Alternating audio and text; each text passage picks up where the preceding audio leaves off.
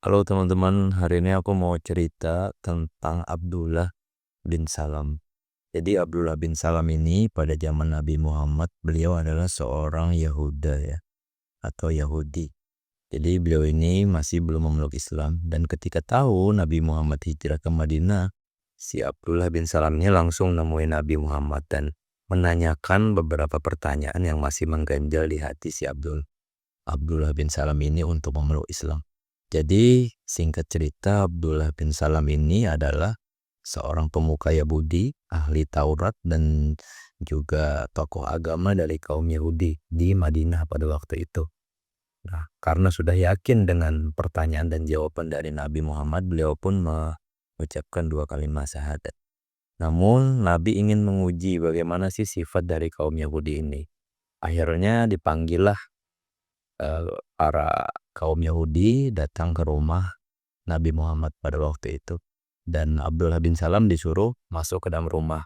Dan Nabi Muhammad menanyakan langsung kepada kaum Yahudi bagaimana sih profil dari Abdullah bin Salam ini menurut pandangan kalian. Dan kaum Yahudi penuh memujinya ya. Dia bilang Abdullah bin Salam ini adalah putra terbaik dari pemuka besar Yahudi. Beliau juga alim ulama dari Yahudi dan menguasai kitab Taurat dan penuh segala puja-puji. Dan ketika itu juga Abdullah bin Salam tadi keluar dan langsung bilang kepada kaum Yahudi bahwasannya dia sudah memeluk Islam dan mengucapkan 2 kalimat syahadat. Dan saat itu juga kaum Yahudi yang mendengarnya langsung berbalik mencaci maki si Abdullah bin Salam. Berkebalikan dengan statement yang dia ucapkan di awal tentang puji-pujian Abdullah bin Salam. Nah, pelajarannya adalah dari sini kita udah tahu bahwasannya memang karakter kaum Yahudi itu dari zaman dahulu kala ya, udah memang seperti itu. Ia akan memuji untuk orang-orang yang sepemahaman dengan mereka, namun akan menghujat sebesar-besarnya jika orang tersebut berseberangan.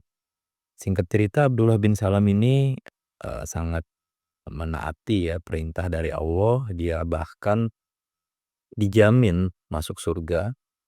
Rasulullah mengucapkannya itu bahwasannya Abdullah bin Salam ini akan masuk surga nantinya setelah masa hidupnya.